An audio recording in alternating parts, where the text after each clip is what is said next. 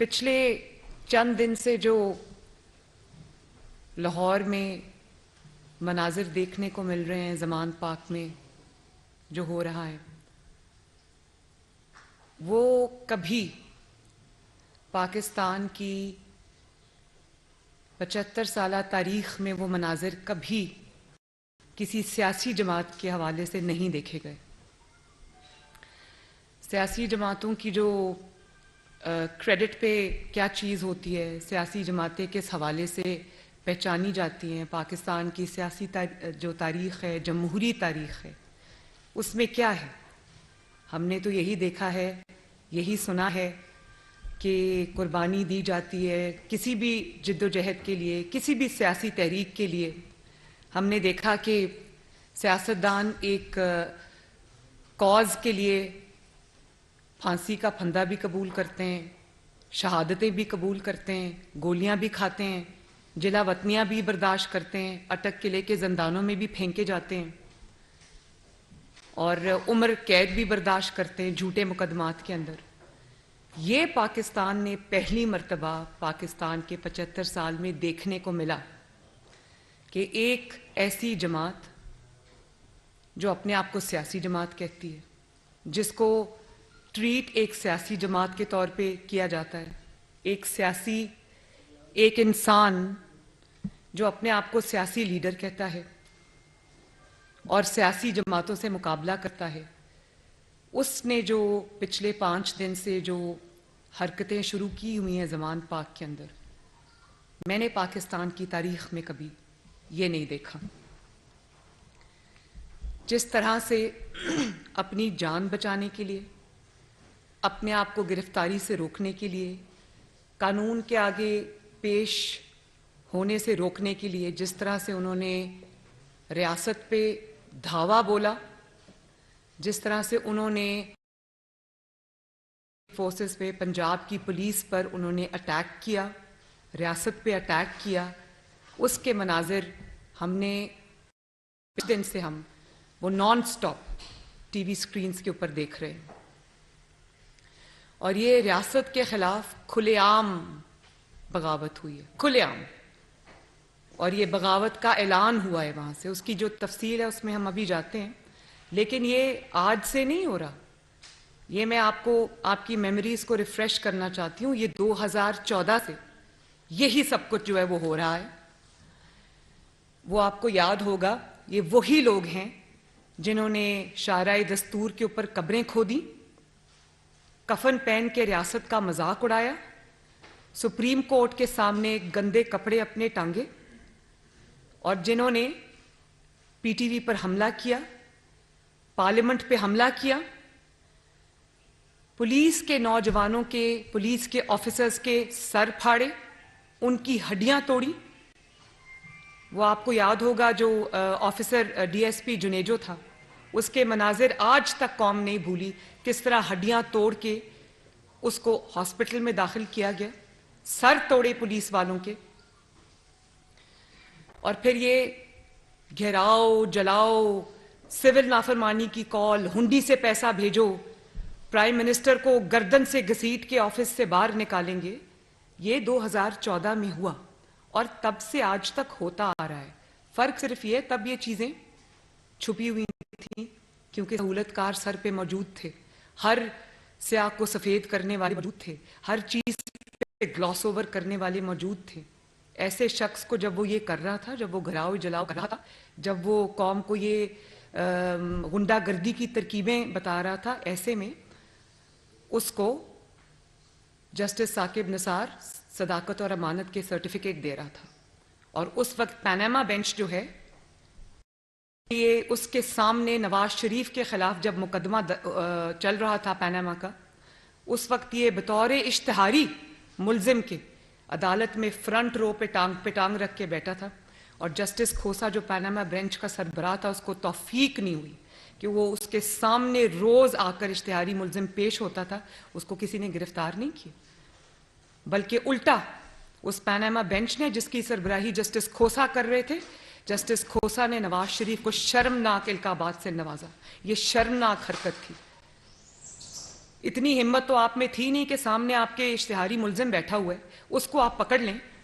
وہ آپ کے سامنے قانون کا اور آپ کا تماشا بنا رہا تھا. آپ میں ہمت نہیں تھی کیونکہ آپ اس کے ساتھ ملے ہوئے تھے. آپ ہی کے کہنے پر وہ درخواست عدالت میں لے کر آیا تھا پیناما میں نواز شریف کے خلاف. تو کیسے پکڑنا تھا؟ گٹھ جوڑ تھا, سہولت کاری تھی. اور اوپر سے آپ نے نواز شریف کو, شرم آپ کو نہیں آئی؟ دہشت گرد آپ کے سامنے بیٹھا تھا. اور جو نواز شریف کو آپ کیا القابات سے نواز رہے تھے؟ Sicilian mafia, don, godfather. آج میں جسٹس کھوسا سے پوچھنا چاہتی ہوں اور پیناما بینچ سے پوچھنا چاہتی ہوں, لاہور میں جو آپ مناظر آج دیکھ رہے ہیں زمان پاک میں, آج آپ کو پتہ چلا ہے کہ سسیلین مافیا کیا ہوتا ہے, ڈان کیا ہوتا ہے؟ پورے پاکستان کی پولیس ڈان کو پکڑنے کی کوشش کر رہی ہے, عدالتیں بلا رہی ہیں, وہ شخص کسی کے ہاتھ نہیں آ رہا. اب پتہ چلا ہے ڈان کیا ہوتا ہے؟ اب پتہ چلا ہے گاڈ فادر کیا ہوتا ہے؟ اچھے سے پتہ چل گیا ہوگا. ذرا آئیں نا قوم کو اب بتائیں کہ آج آپ کو پتہ چلا ہے کہ ان ٹرمز کا یا ان القابات کا مطلب کیا ہے. مجھے یہ بتائیں, آج یہ 2014 سے جو ہو رہا ہے, یہ آج سامنے اس لیے آ رہا ہے کہ آج وہ سہولت کار زیادہ تر جا چکے ہیں. ابھی بھی میں بار بار کہتی ہوں کہ ان کی باقیات موجود ہے جو اس کو سہولت فراہم کر رہی ہے. ہم گہری نظر رکھے بیٹھے ہیں لیکن وہ باقیات ابھی بھی موجود ہیں. اس لیے جو اصل بیساکھیاں تھیں وہ چلی گئیں, اسی لیے آج یہ جو سامنے کھل کے آ رہے ہیں. ذرا دکھائیں گے پلیز یہ 2000, میں ذرا یاد دہانی کراتی چلوں, ذرا ویڈیو پلے کریں. میں سارا پاکستان بند کروں گا. پی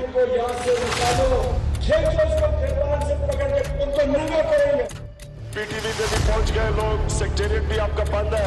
اسلام آباد آئی تھی, تمہیں تو ہم نے نہیں چھوڑنا. میں اپنے ہاتھ سے تمہیں پھانسی دوں گا, ٹیکس دوں گا, بجلی کے بل دوں گا, گیس کے بل دوں گا.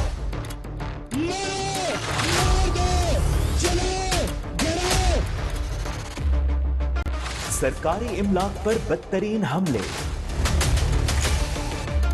پولیس اہلکاروں پر بہیمانہ تشدد, ڈی آئی جی پر جانی حملہ, پیٹرول بموں کی بارش.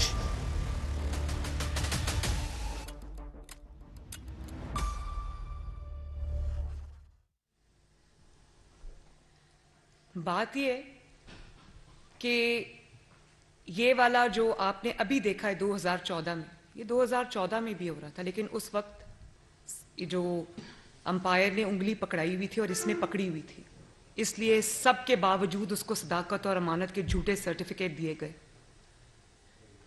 آج آپ دیکھیں کہ وہ بگڑا ہوا بچہ جو 2013-14 سے جو بگاڑتے آ رہے اس کو آج وہ بگڑا ہوا بچہ ریاست پہ پوری قوت اور شدت سے حملہ آور ہے. اور ایک بات میں آپ کو اور بتا دوں, ریاست اگر کسی کو پکڑنا چاہے یہ 5 منٹ سے زیادہ کا کام نہیں ہوتا. ریاست کس سے آپ جیت نہیں سکتے, ریاست کے پاس پوری طاقت موجود ہے.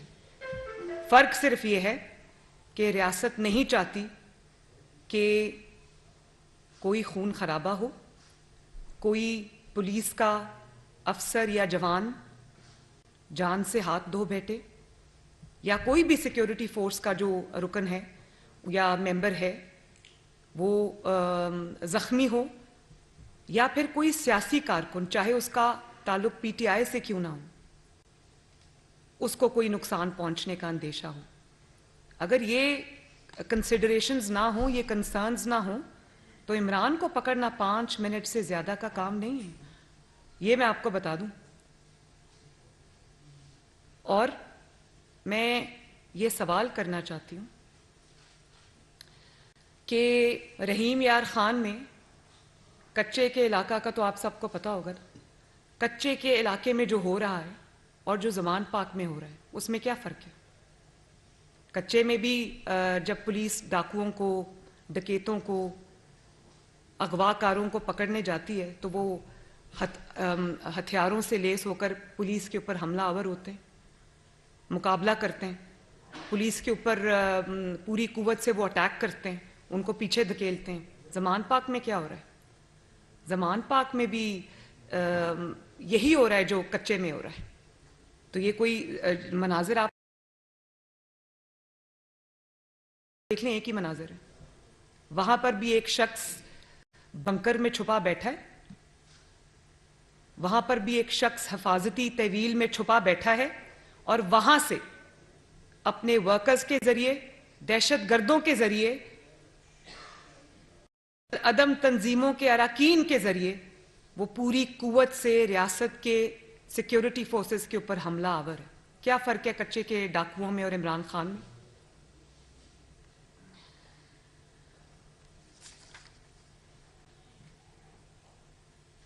اور آپ یہ دیکھیں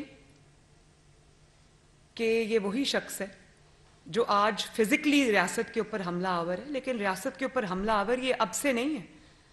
جب 2018 میں اس کی حکومت آئی، اسی طرح کا حملہ اس نے پاکستان کی اکانومی پہ کیا، معیشت پہ کیا.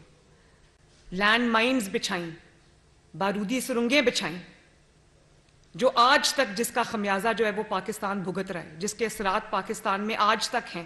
پاکستان ابھی اس سے نجات نہیں حاصل کر سکا. وہی اس نے جب اس کو پتا چلا کہ یہ حکومت سے جا رہا ہے تو وہ سائفر والی سٹوری بنا کے یہ لے آیا، کہانی بنا کے وہ جھوٹ گھڑ کے لے آیا، اور ہر جلسے میں جلوس میں وہ سائفر والا کاغذ جو تھا وہ لہراتا تھا.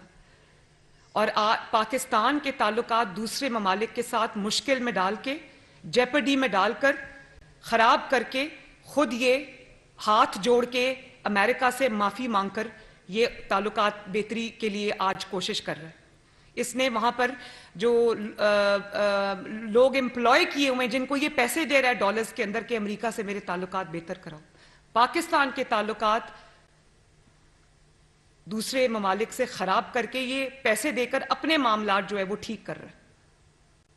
اور آپ آج دیکھیں زلمے خلیل زاد کا سٹیٹمنٹ آیا اس کے حق میں. زلمے خلیل زاد صاحب کو میں پوچھنا چاہتی ہوں کہ اس کے دور میں جو بدترین تشدد، بدترین انتقام، بدترین وکٹمائزیشن تمام اپوزیشن پہ ہو رہا تھا، اس وقت زلمے خلیل زاد صاحب چپ کیوں بیٹھے تھے؟ اور آج ان کو یہ دیا ہے کہ وہ پاکستان کے اندرونی معاملات میں بولیں. وہ یہ بھی ذرا فرما دیں کہ پورے دنیا کے مہذب ممالک کے اندر جب کوئی شخص قانون کو ایویڈ کرتا ہے، عدالتوں کے احکامات کو پاؤں کے نیچے رونتا ہے، عدالت بلاتی ہے جاتا نہیں ہے، فورس استعمال کرتا ہے، تو اس کے بارے میں دنیا کیا کہتی؟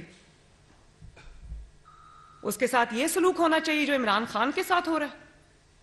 اس کے بارے میں ان کا کیا کہنا ہے؟ میں یہ سوال کرتی ہوں. پاکستانیوں نے اس چیز کا بہت برا بنایا ہے. اس وقت وہ کیوں خاموش تھے جب عمران کے 4 سالہ دور میں بدترین تشدد صحافیوں کے ساتھ کیا گیا؟ ان کو سچ بولنے کی پیداش میں پیٹ میں گولیاں ماری گئیں، ہڈیاں توڑی گئیں مار مار کے، گھروں سے اٹھا کر براڈ ڈے لائٹ میں اغوا کیا گیا. اس وقت یہ کیوں چپ تھے؟ اور جب جو انٹرنیشنل تنظیمیں ہیں انہوں نے کہا کہ یہ، اور انہوں نے لکھا کہ یہ پریڈیٹرز ہیں، پریڈیٹر کا لفظ استعمال ہوا ان کے لیے، جو ان کے خلاف آواز اٹھاتا تھا، چاہے وہ اپوزیشن سے ہو، سیاستدانوں سے ہو، یا وہ میڈیا سے ہو، اس کو عبرت کا جو وہ سمبل بناتے تھے یہ لوگ. اس وقت یہ کیوں خاموش تھے؟